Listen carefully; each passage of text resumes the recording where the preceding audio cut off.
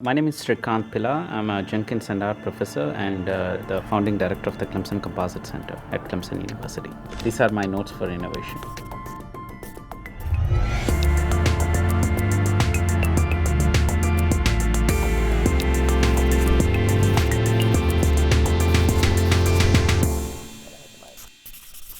I'm a professor. My primary responsibility is to teach, research, advise students. My area of research is in composites and automotive lightweighting, and looking at how to advance the composites into the manufacturing spectrum and into the automotive fields. I'm a faculty in the Department of Automotive Engineering. It's a regular department like mechanical and other things. I started thinking about research and I ended it thinking about research. Basically, my beginning starts with what are the activities that I do that day, and the ending is basically what do I accomplish on the next day. This is a field that I have chosen by myself in terms of getting into academia because I have the freedom and flexibility to do whatever I want. I had options to get into industry, and I did work in industry for some time, but over there it's kind of okay. You have a particular topic that you need to work on, but here sky is the limit in terms of the creativity, the innovation, anything that you can do. So that's my passion. I always would like to innovate things on my own, and that keeps me driving. That keeps me thinking all day long. I'm a mechanical engineer by academic preparation. I earned my undergraduation in mechanical engineering back in India, and then I came to this country to pursue higher education. Again, master's in mechanical as well as Ph.D. in mechanical engineering. The interesting story is that when I was enrolled in master's, I really wanted to pursue thermal engineering. That was my passion. Again, as a 21-year-old, you talk about passion, but I don't know if that's what it is, right? I did get financial assistance in the area of solid mechanics, basically focusing on materials and the mechanics of materials and stuff. So I went to talk to a professor and say that I would like to switch field to thermal engineering, fluid mechanics and stuff like that. And he is like, well, you will use your financial assistance. That was very important for me, so I did pursue, but never even I dreamt that this will become my life. It has been a perfect stage that has been set for me because I started in solid mechanics, and then after that I immediately went to work for SC Johnson, which is a chemical company, but my role over there was even again to innovate materials. And then I did my PhD from Wisconsin. Over there again I did material science work, and then I did my postdoc at Stanford in civil engineering. You might see how come a mechanical engineer works in civil engineering, but again the research standpoint, it's still biomaterials. And after that I started working for Wisconsin again, this time as a research scientist. In Wisconsin they call assistant scientist associate, so it's kind of a research faculty, and I worked there for 3 years, and then I ended up at Clemson as a faculty. I consider material science research to be a translational area of work. So there's a lot of fundamental discoveries that are happening elsewhere, right?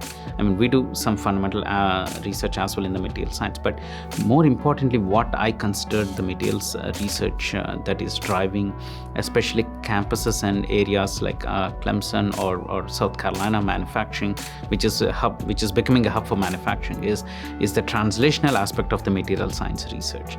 How can you actually take the existing discoveries and then translate them to innovations that can help industries?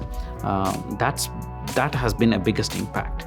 And even if you see pretty much all the major funding agencies today, they are looking at not just at fundamental science, but they are also looking at the broader impact, the innovation that can translate from the fundamental discoveries. So that has been the driver for me ever since I joined Clemson. But even before, I did look at multiple applications in the materials domain. What brought you to Clemson? I think you 2013, right? Is when Yep. So Yep. What brought you here? That's an interesting story as well. I mean, I was once when I was at Wisconsin, I've been scouting for opportunities in the faculty, and I did end up as a finalist, and I got multiple offers from different universities. Not naming them, but I would like to tell that Clemson is the place, especially CU-ICAR is the one which attracted me mainly because of its translational aspect. I felt that this is a place where I can realize my dreams of translating my discoveries into real applications. And I still remember the 1 hour conversation that I had. Our past department chair, founding department chair Imtiaz Haq, where he explained the kind of support the CU-ICAR Partnership Office provides if you have all the interesting ideas to translate your research. So I felt that's a key factor in me developing and advancing my research into industrial base, and that's the reason I chose Clemson. We are located at CU-ICAR. CU-ICAR stands for Clemson University International Center for Automotive Research. So Clemson has this innovation campus is what we call. The main campus is located in Clemson, South Carolina, but then it has about 5 innovation campuses, if I'm not wrong. CU-ICAR is one of them, and similarly we have one in Charleston, which is CURI, Clemson University Restoration Institute, and then we have one in near in Patewood, which is Cube Inc., Clemson University Bioengineering Innovation Campus, and then there's another Advanced Materials Research Lab, which is in Anderson. The main goal of these innovation campuses is, as I talked about, innovation through translation. They primarily focus on meeting the industry demands and then trying to develop the research and the discoveries around that, so that we can help grow industries, at the same time help grow advanced technologies that are helpful for the benefit of the mankind. We do have a relationship with, I believe, over 100 plus. I mean, on site we may have around 20 companies, but we do have relationship with, I mean, if as far as even India, we do have a strong association with some companies over there, Europe, I mean, you talk about, but across globally. Not all of them have a presence at CU-ICAR campus, but we do have relationship with multiple of them. Because many times, if you look at it, people wonder, I mean, Department of Automotive Engineering, that's not a traditional department, right? And we are the first department in this country which offers, which is a degree granting department. There are other automotive engineering programs in the country, but they come under the mechanical engineering department, and we are the first degree offering department in this country. And we graduated the country's first Ph.D. in automotive engineering and the country's first female Ph.D. in automotive engineering. It's been a decade, and we have done we created so much impact within the automotive industry. Today I can confidently say, you go to any major automotive OEM in this country, I bet that you can find a CU-ICAR graduate, including the very recent ones. So I'm a faculty in that department, but at the same time, I also founded the Clemson Composite Center, which has been my dream ever since I came to Clemson, and that's been realized thanks to multiple entities who supported, including the Department of Commerce. How do you stay so deeply skilled in sort of two different areas that you essentially have to bridge? Wonderful question. I always tell my students also, this is basically in the thinking ability of your of the individual. If you look at, I mean, I'll talk from composites perspective, right? If you look at the composite science and technology, that's not really, I mean, I'll be honest, it's not new.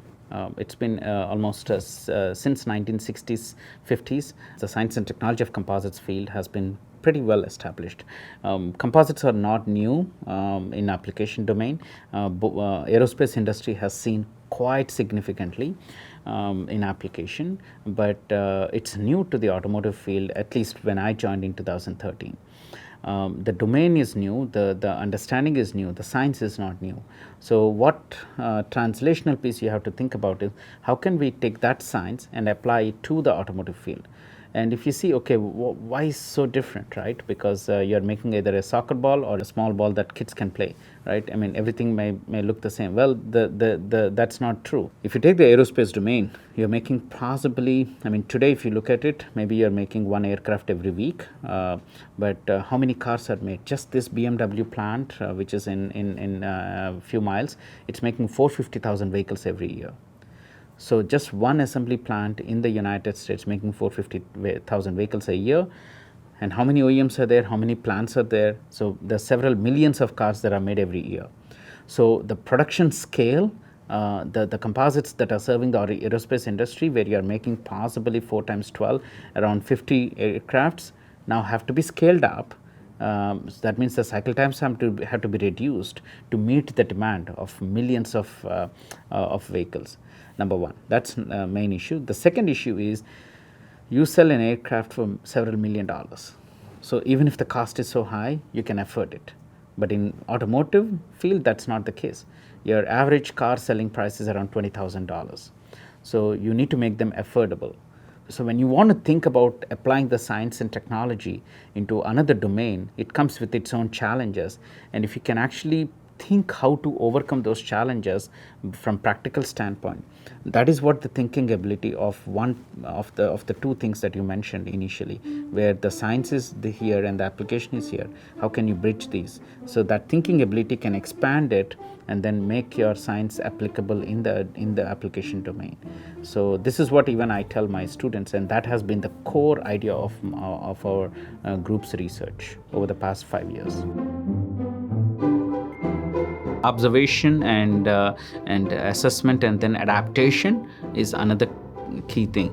Let me tell you a small story here.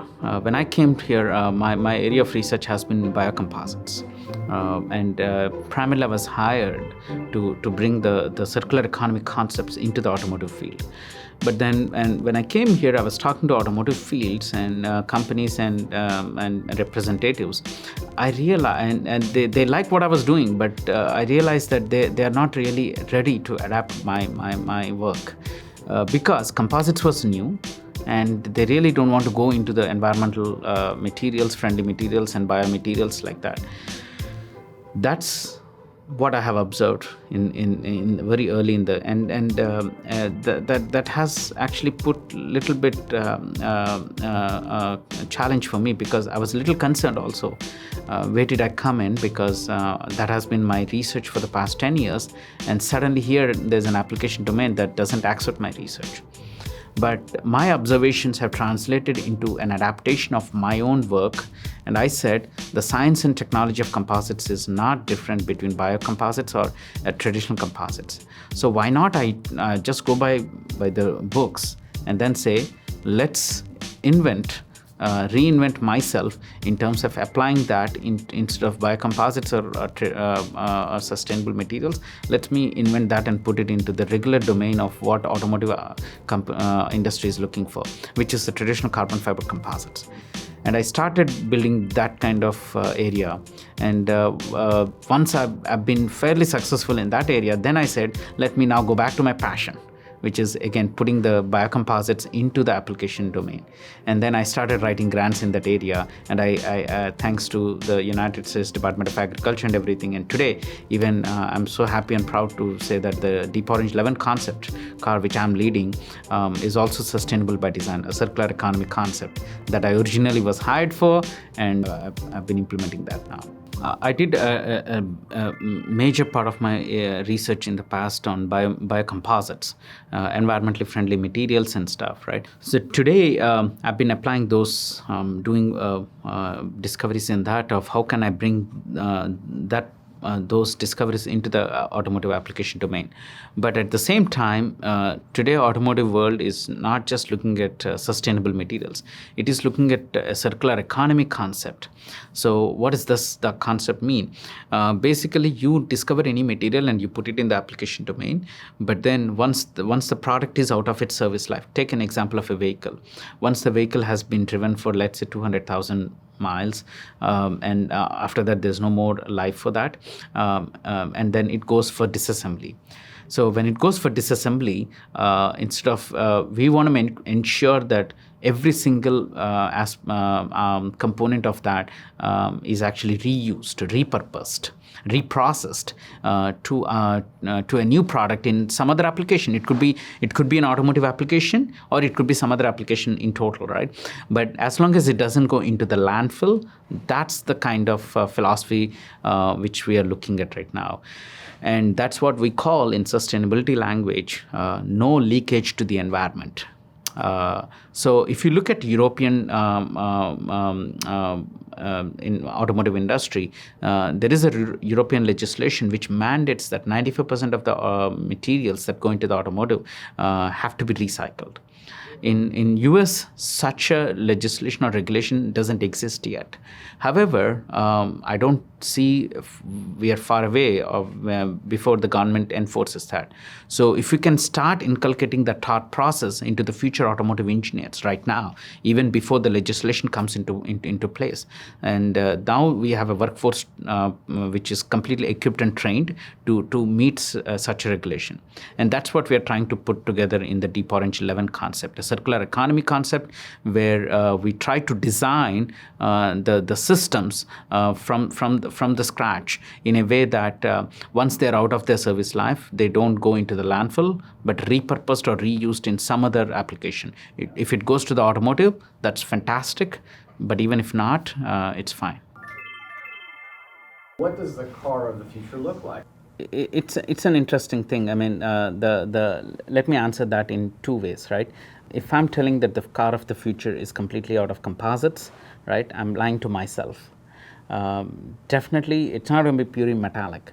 It's going to be a multi-material solution, the architecture, and then a multi-material solution is what's the car of the future going to have. So with that in mind, metals can be recycled. So a car of the future will have components, metallic, non-metallic, composites, sustainable materials, or any kind of repurposed or reused or reprocessable materials that does not provide any leakage to the environment. But the challenge now comes is, okay, it's all well said on the paper and then putting together. Now the challenge comes is, how can we make all of this more affordable? And at the same time, now comes additional challenges. Basically, if you look at sustainable materials or even the repurposed or reprocessable or even other kind of things, there are a lot of know-how that still needs to be developed in that area. And then multi-material joining is another key area. So on one side, we are looking at an environmentally conscious vehicle, which is basically 2030 and beyond. But on the other side, it also opened up new areas of research for faculty to work on. So I feel this environmentally conscious vehicle that's going to come up in future is going to open up more research domains for people to work on. What does how a car is made look like in 20 years? There are two types of automation things that we are looking at. I mean, when you're asking me that question, maybe one question is the actual car, how does it look like? That's from the user standpoint. And then on the back side, if you look at it, how that car is actually made on the factory side. So there's automation on the factory layout system as well as on the vehicle, on the road itself, right?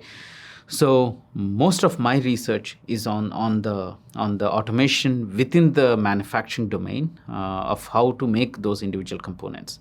My research doesn't focus on the cool thing or the automation on everything that you can provide to the user within the vehicle, right? But on the translational piece, even if you take another area of research that we are actually right now working on, what I call is Composites 4.0. It's kind of an application of Industry 4.0 to the composites area. So on one side, you have a story of affordable lightweighting, composites, lightweighting, and all those things, right? But on the other side, as I said, you need to make sure that these are done at a very fast, rapid pace and with high quality checks on it, because you have so many more, the demand is actually increasing quite a lot. So with that, how can you inculcate the latest and greatest in terms of the automation and Industry 4.0 technologies into the composites manufacturing processes? That's something which we are working on right now.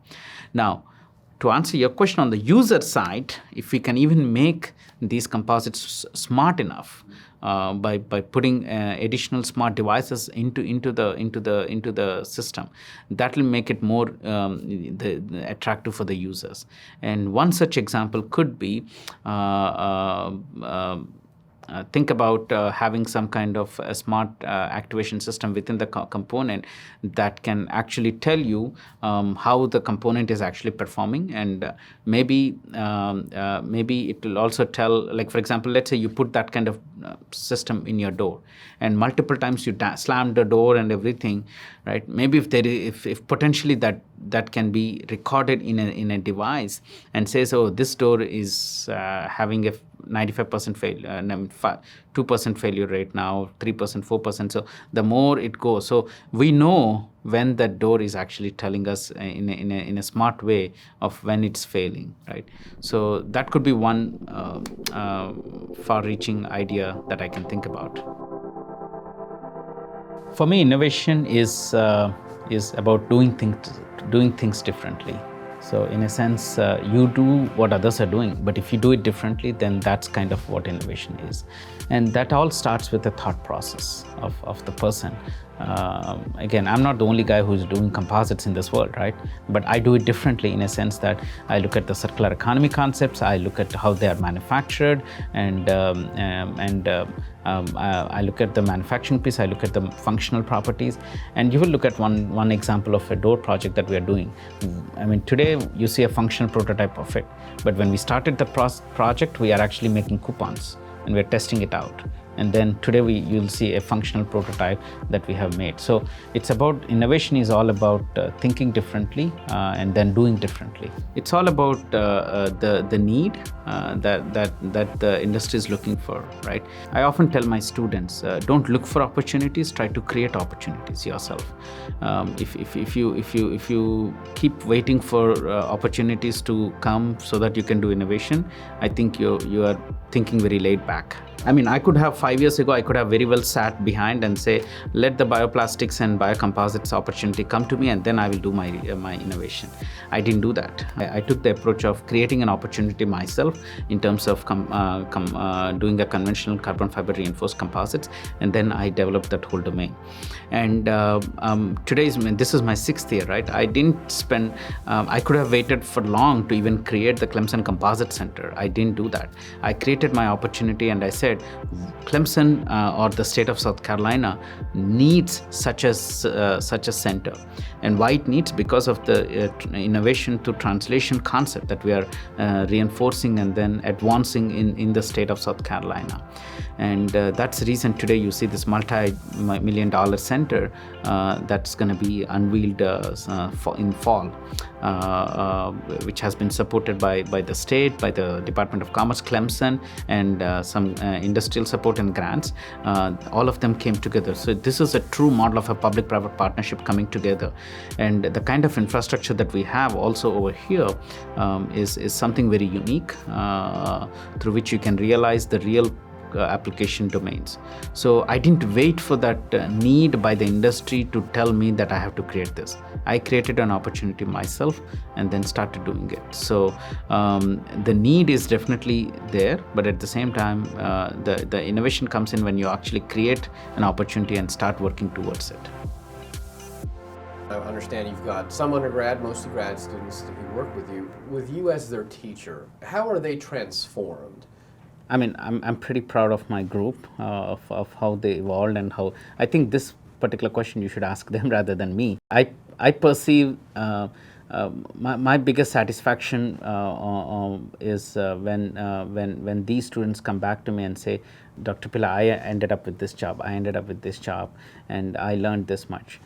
Even if you can make a difference even it could be an iota of difference. It doesn't have to be a big transformational change. Even if you can make a small difference that can really put a new seed into their long career, and if I can be part of that, that's my biggest impact. Is there a certain thing that you depend on to get through your day, to your year, to keep being innovative? I keep going back to the same story. That's thought process, right?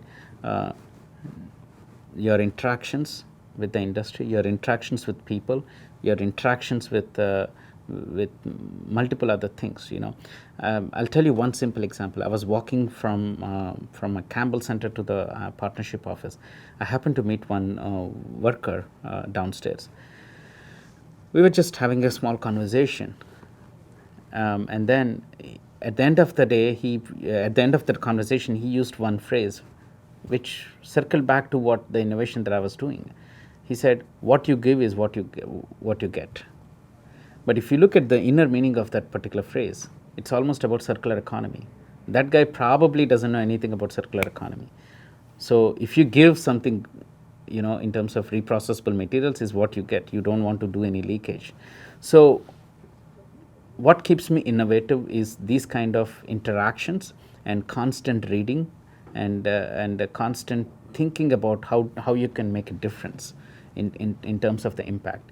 That's kind of what will drive the students as well, in terms of coming to you and then working with you, because the students of today are always thinking about what kind of impactful work that I can do that can help a technology to develop, rather than just publishing and then going after.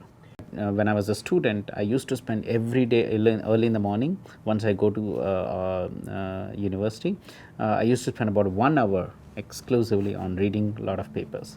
So initially it was too high, like probably 2-3 hours, and then over a period of time it came down to 1 hour. Even today, I try to read at least one paper, in 2-3 days. Right now we are heading to the Campbell Center. I really wish this interview was happening in fall when the Clemson Composite Center will be unveiled. So what we're going to see right now is my research lab, and you'll be seeing an injection molding machine, and it's a pretty unique injection molding machine. It's not a conventional one. It's equipped with microcellular technology. What does it mean? That we make actually lightweight foams. And these are structural foams, not flexible foams, that have enhanced lightweighting compared to a regular composite. So without compromising on the properties, you can actually get additional, probably up to 10% of lightweighting using this. And you will see that particular technology in action by one of my researchers. And then you will also see a door project that we are currently working on, sponsored by the Department of Energy as well as Honda, co-sponsored by Honda. And this is the door project that I was talking about, where we started with coupons, and today you see a functional prototype being installed on an Honda MDX. And it's a thermoset prototype, but the end goal is to make a thermoplastic product, which is again reprocessable, engulfing the circular economy concept. This particular door will be unveiled in 2020. I don't know when Honda will commercialize it, but I'm a strong believer. Maybe in a decade's time, you will see a thermoplastic composite door on some OEM. My name is Srikanth Pilla, and those were my notes on innovation.